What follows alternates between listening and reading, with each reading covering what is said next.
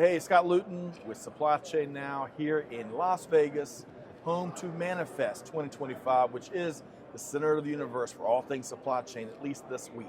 And I'm interviewing movers and shakers doing big things across industry. And here I've got the opportunity to speak with Jacques Retief with DB Schenker. Jacques, how you doing? Scott, doing great. Thank you, and thank you for having me today. Definitely. And you know what? We identified pre-show that we both called the Metro Atlanta home. So we came all the way out here to Vegas to finally Indeed. meet each other, huh? Indeed. I'm looking forward to maybe next time meet there.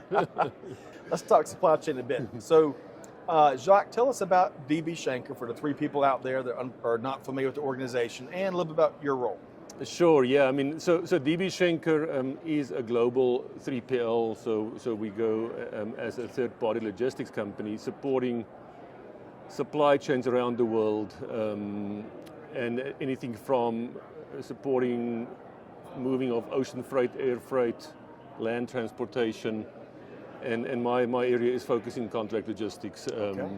And we do that, like I say, around the world. We're one of the probably a bit more established and big names out there when it comes to that. Deep customer experience across multiple verticals and industries, and my specific role within that is leading the Americas contract logistics division. So we are supporting customers across multiple industries with their needs when it comes to warehousing, supply chain, execution, etc. And Jacques, as much as I bet you travel, Atlanta is a great place to live because that airport, I think you can get to 80% of the country in less than 2 hours. That's and right. Of course, go everywhere across the globe from Hartsfield Jackson, huh? Absolutely. That's one of the main things I appreciate about living in Atlanta, other than just being the Bulldogs. And Bulldogs has been pretty good lately. Yeah, but indeed. So we can connect it easy, and we do business in Latin America in multiple countries within that area, also up to Canada, Mexico, and then quite extensively in the US, and super well connected out of Atlanta for that. All right, so after today, I want you to bring all your travel pictures. I can only imagine some of the storage you've got in those wonderful places. All right, so you have been in supply chain for over 20 years. That's right. You've seen a lot of things come and go. You've seen lots of industry to evolve. You've seen innovations arrive, sometimes move mountains, other times not so much, right? Yeah. I want to ask you right now, what's 3 specific areas when it comes to supply chain innovation that you're most intrigued with right now? Oh, well, great question. Yeah. So I think there's the 3 areas I would say is, for me, supply chain visibility has been out there since I've been in, like you said, 20 years as kind of something that has to be solved and can be solved with the next wave of technology. And we've never really cracked it so far. It keeps on being elusive to some extent. I think with the evolution of AI, that seems to take us closer to the ability to organize distributed data and create more executable data that we can, or information we can work with in the supply chain decision making. So that's what I would say.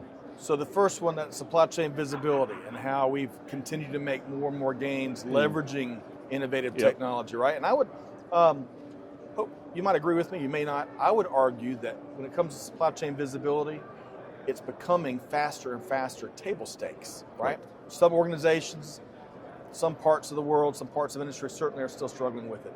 But I would argue that as we gain that visibility, it's not good enough, because we need outcomes and solutions, right? Yeah, absolutely. I mean, and we've seen with the globe last number of years how quickly we can shifting from decision-making requirements and supply chain, and obviously all of that is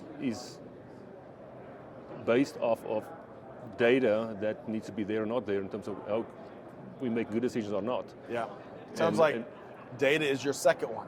Huh? And how we're able to No, better... actually not. I would say actually data I would embed fully as part of supply chain visibility and decision making. My second one I would say is it's something we seem to be closer to solving, is having robotics and automation being at our grasp to really do interesting work in physical warehouse environments and solve, be it issues around labor shortages and or quality of outcomes, I think it's becoming more and more within our grasp. And this is a great opportunity to see, just kind of, again, how 1 year later, how much have we evolved? It's amazing. Robotics, automation, how the things that make up supply chain management that we're finding new ways to apply robotics, make jobs easier and safer for people, exactly. right? Yeah. And really, in many ways, I think when it's done best, you unlock the ability for humans to spend their time on more fulfilling work, right? More creative work. That really helps them use their superpowers in new and exciting ways. Exactly, right? and I think like over the last 20 years, I mean, that's not a new trend, right? But it gets closer to where you can have short-term, quick outcomes with automation as opposed to massive AV investments. Yes. With a multi-year payback. Well said. Well said. And you also mentioned decision making. I'm going to go back to that one because it's so.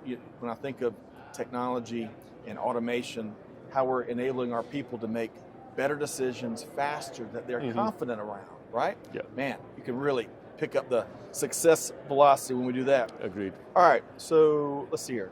Supply chain visibility, robotics and automation was number 2. What's number 3? I want to make sure I get these right. Number 3 is one that I think we see more and more in these forums as well, is the cohabitation, or I would say the merging of forward supply chains and reverse supply chains, and the theme of reverse, and a lot of it on the back of sustainability goals become more and more a key conversation in supply chain topics. Yes.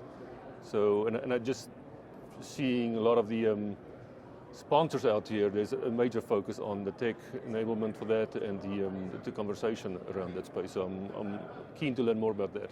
Jacques, I think that's a great call out, and I am so excited to see the amount of investment, technology and otherwise on the reverse side, so we can get better at managing returns. There's a tidal wave of returns that hit us, right, a couple times a year at least.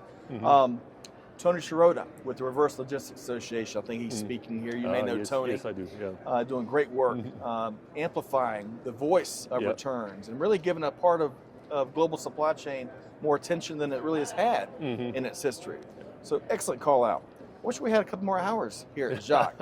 I'm going to ask you this. So you're speaking, I think, this afternoon at Manifest, indeed, right? Yeah, at 4:20 this afternoon, actually on the topic of reverse and re-commercing of reverse supply chains. Okay, I'm not going to miss that one. I can't wait to see what y'all's panel shares. Well, hey, I'm looking forward to your panel session. Great to chat with you here today. We'll have to catch back up later this year. Tons of opportunities and challenges, no shortage of, across global supply chain. Big thanks to Jacques Retief with DB Schenker. Folks, stay tuned as we talk with more movers and shakers just like Jacques as we continue our coverage here of Manifest 2025 in the one and only city of Las Vegas.